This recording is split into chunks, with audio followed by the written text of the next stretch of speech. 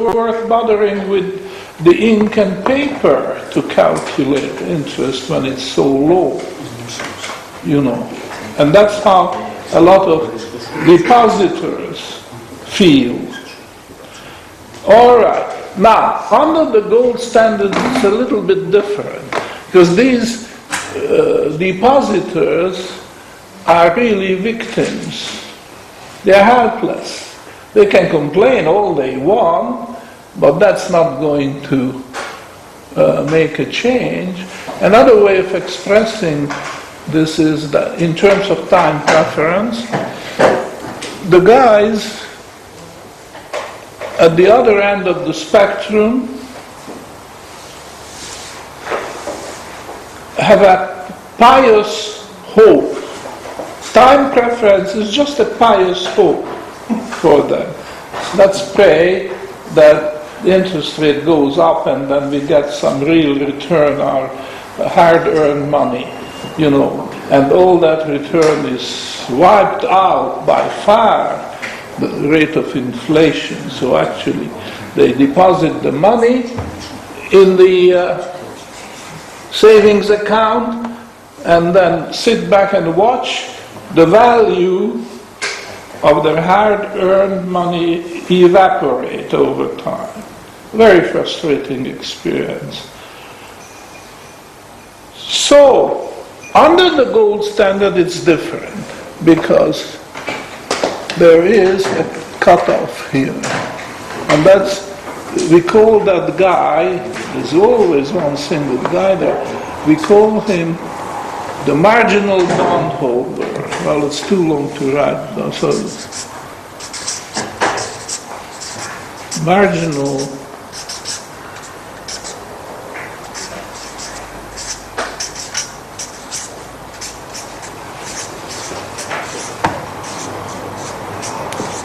Now, to the left, please draw it in red. Mm-hmm. No, the line, this line, in red. The sub-marginal bondholder simply refuses to carry the bond. He will sell his gold bond and carry gold, cash gold. In the gold standard, there are the gold coins circulating, and he can just sell his gold bond for gold coins, and he keeps the gold coins. Not because he is a Scrooge, and Keynes talks about the pathological case of those people who get uplift, just palm the gold coin and get your strength from that, which is so foolish, and what Keynes says that I pass this case with a shudder to the psychiatrist, because it's no longer economics. It is psychiatry. This is so foolish. What actually happens, of course, is very different. What happens is that as the interest rate falls on the gold bond, some of them may not be all. Some of them may be comfortable with a low rate of return. But definitely, it's obvious that some of them will get more and more frustrated. And as the interest rate falls further, they just say enough is enough. And they sell their gold bond. And they sell their gold bond not for paper, even a gold certificate, which is a paper, is not good enough for them. They want the gold coin. Okay? And then they hang on to the gold coin. Why? Because this is their weapon to fight back. those forces which push down the rate of interest. So in other words, time preference is no longer a pious wish, because it has teeth. Namely, people, the bondholders, can fight back. They can sell their gold bond, and as they sell, they push up the price of the gold bond. You see? They push up the price of gold. Push down. Not push down. Push down. Push down. Push down the I'm price. sorry. Push down the price of the bond up the interest rate. That's right. So there is a counter force which is completely missing under the irredeemable, in the irredeemable bond market. There's no countervailing force. But under the gold standard there is, because the marginal bondholder is the first guy who sells the gold bond, but there are lots of others indicated by red who are already out. They have sold earlier, and as they increase in number, the pressure will increase in the market for the rate of interest to go up. Okay? And when it has gone up sufficiently, they go back.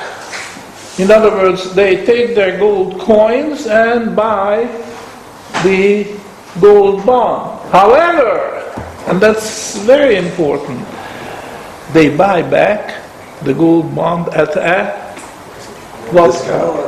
a lower price. So this is their incentive.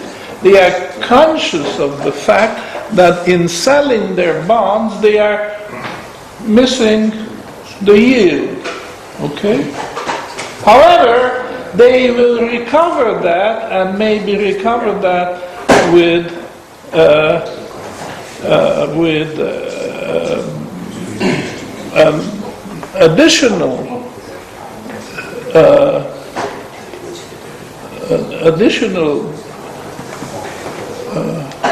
they recover more, let's put it that way, because there is this arbitrage, you see. They have sold high and bought low, and that's their profit. So they are not crying that, oh, I'm not getting my usual return. They are not crying because they know they have to do that, and they'll be well compensated for this, because when enough bondholders take the same stand, that is what I call teeth. Time preference has teeth, which forces the market to obey them, because after all, if they did not buy the bonds, there would be no bond market. So if the bond market wants to survive, then they have to follow their, not wishes anymore, but their instructions. The bondholders, especially in this part of the spectrum, the red, they are the boss. And ultimately, they will prevail. And you see, this will bring about a kind of equilibrium. There will be no such extreme variation in the gold rate of interest, because this acts continuously. If the banks, and that's typical, the banks want to force down the rate of interest, because then they have more business. And the bondholders, especially the submarginal bondholders, have a countervailing force. Okay? So the banks are selling and the marginal and sub-marginal bondholders are buying. Let's see. Is when you? No, I'm sorry. The other way around. The banks lend money, and that corresponds to buying the bond, and the bondholders are selling. So there is a real market there, and these are basically the forces of determining what? See, I started out by saying, let's look at the forces and circumstances which determine the ceiling and the floor. So let me ask you, this kind of arbitrage between, perhaps we want to put it down. This is gold and this is gold bond, and the marginal bondholder is doing arbitrage between the gold market and the gold bond market. Okay? So the marginal bondholder is doing arbitrage. The word arbitrage should be somewhere.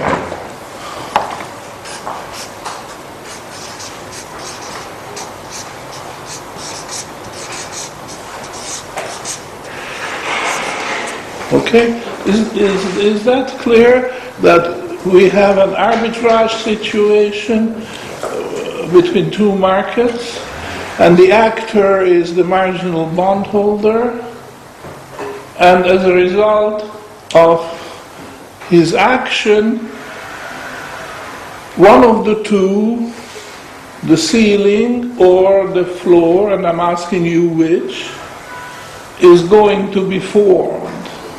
So what this arbitrage is for us at the moment is an explanation how is this extreme formed. So the ceiling and the floor. Which of the two, this is a theater, and the name of the play is fixing or determining the extreme of the range of the interest. Which of the two? Well, it's the ceiling of the bond price, therefore the floor of the interest rate. That's right. That's right. So we need another.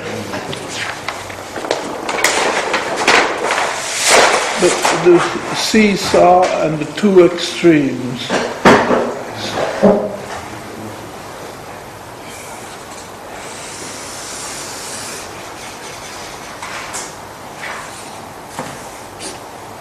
No, the other extreme as well. Oh, right. Yeah.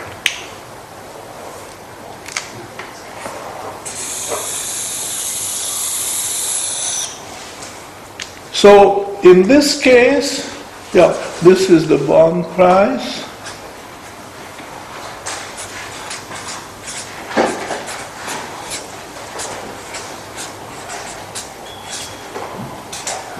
So this vertical, and this is the rate of interest.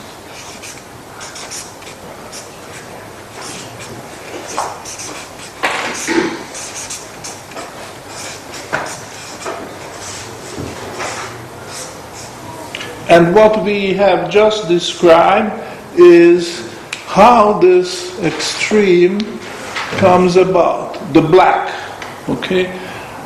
This is an extreme because, there are other possibilities, but now we know the interest rate won't go lower because that's the floor, whereas the red would be the ceiling. So that is the floor, and up there is the no, this is the bond price. The ceiling, floor ceiling refers to the rate of interest. Here we use the term the lowest rate of interest is the ask price. Okay? Well, you don't have to write it down. Thank you. So is it clear? We have described an arbitrage situation. It's a theater. It's the bond market. And somebody is doing arbitrage in this, and we give the name the marginal bondholder to this fellow. And you know the person of that marginal bondholder is immaterial because it could change from day to day or even more frequently than that. Or in a very quiet situation, the person of the marginal bondholder would change once a month or something like that, or maybe once a year, if it's very, very quiet and in a very static mode. But we look at it as a role, the marginal bondholder. And he will do arbitrage, as we have seen on the other chart, between the gold market and the gold bond market. Okay? So this is the black position of the seesaw. Okay? This, how the floor for the rate of interest is being formed, what forces are in play, what conditions are there, okay? But then, similarly, we would like to explain the formation of the ceiling, and that's the red extreme of the seesaw.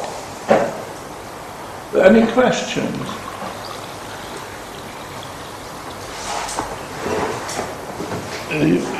You can ask a question.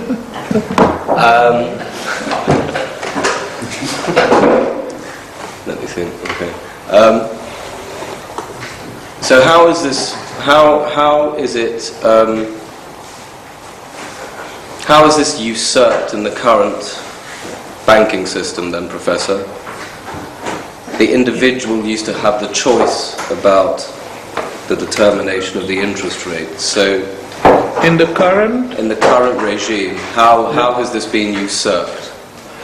In the current regime, this is missing because the banks prevail. If the banks want to push down the rate of interest, if they wish, all the way to zero. This is what happened, perhaps for the first time ever. I'm not an expert on the history of interest rates. Somebody talked about, or you talked about the book, somebody talked about the book, The History of Interest Rates. Who was that? Might have been Peter. Yeah. Okay. We would have to ask him. Mm-hmm. But I'm pretty sure that such low interest rates prevailing such a long period of time is unprecedented. There's just no precedence for this. And why? Well, because the teeth of time preference is missing, has been extracted when the gold was pulled from the pockets of the bondholders. You see? Without teeth, I keep repeating, time preference is just a pious wish. You know, let's hope that interest rates will come back. But what are the forces which will,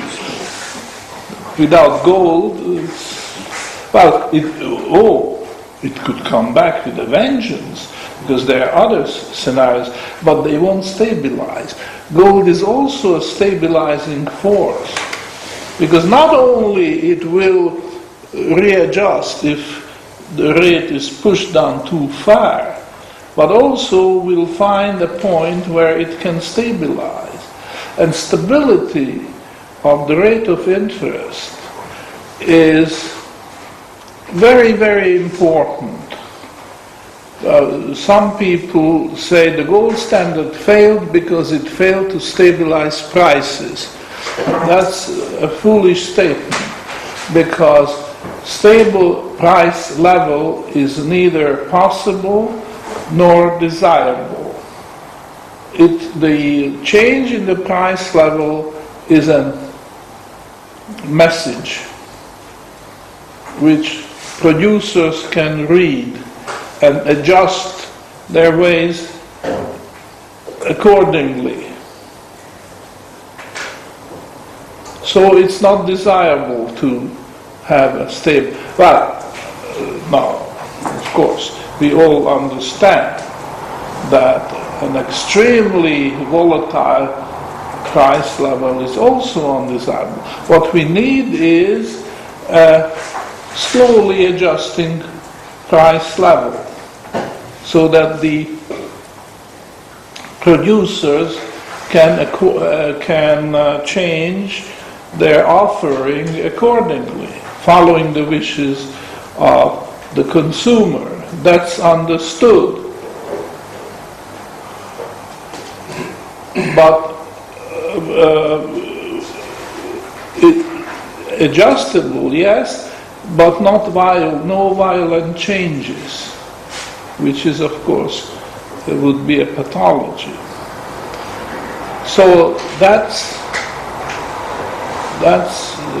one important remark in this regard. Another thing which I could add at this point is what you would like to see.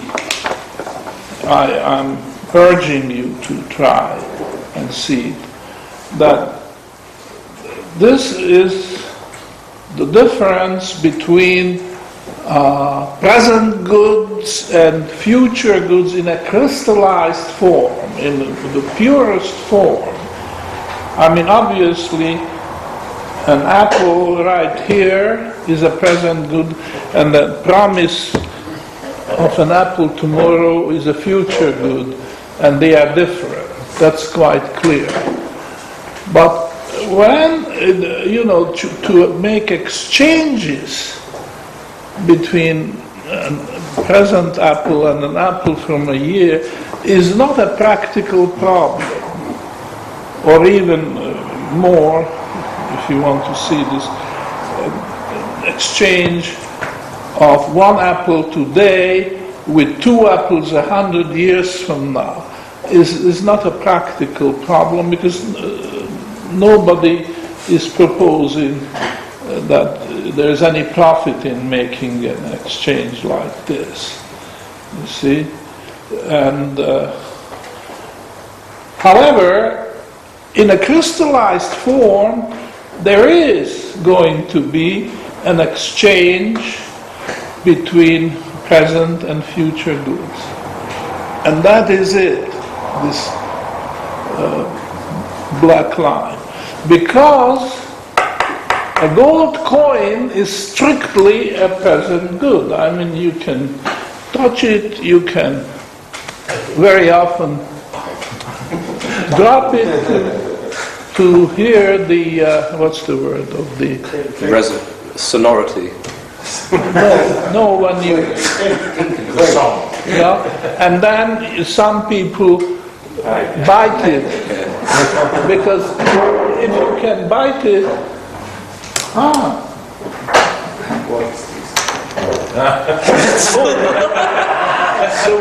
the word I was looking for is ring. The gold coin has a ring, and the silver coin has a different ring. And a coin made of base metals, again, has a different ring. And there are people who can, with a closed eye, can pick the gold coin just by listening to the ring. Okay, so all these things you can do with a gold coin, which you cannot do with a gold bond. Okay, that's important. So at best, the gold bond is a future good. And in fact it is, because it promises you the real thing. Right? Now, this is a point where I have come into conflict with Mises.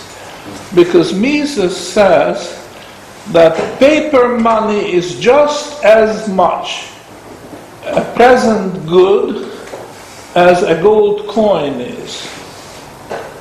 And even if it's irredeemable, doesn't have to be a gold certificate, but take a gold certificate,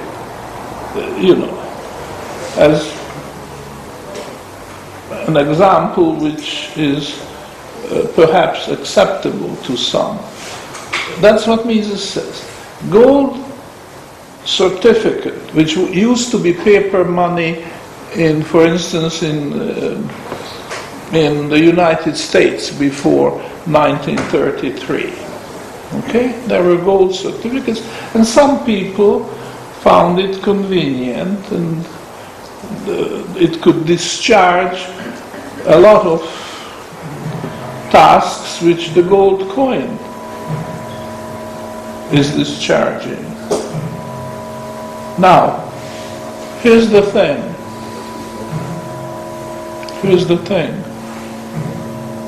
Mises says that a gold certificate can discharge all the functions which a gold coin can.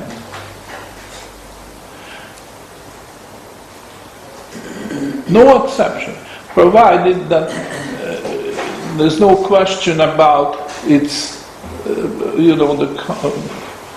reliability of the government which issued it, and it's a mature instrument, not like it's a bill which will pay you gold 2 months from now.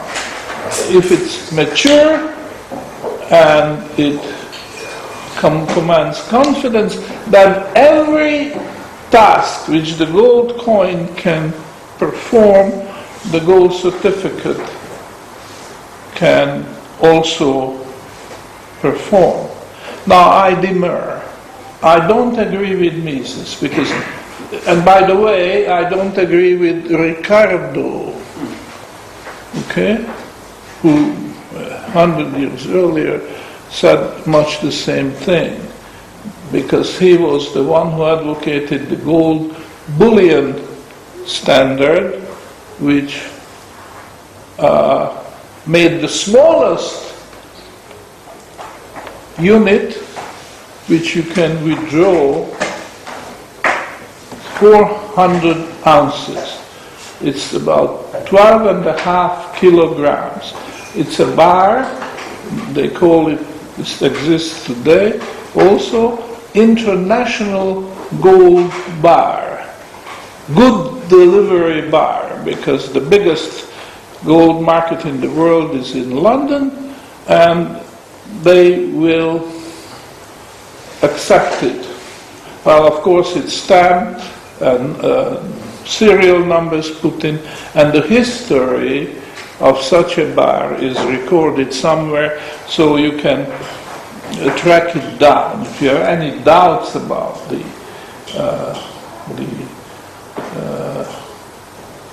integrity?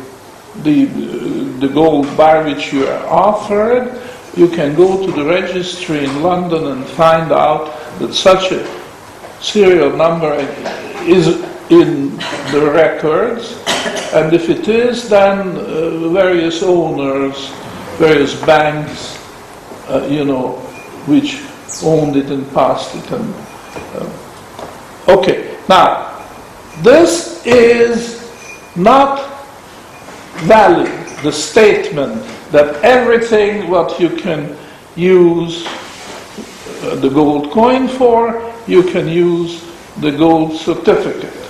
Why? What's the exception? Default possession. That's what we are talking about.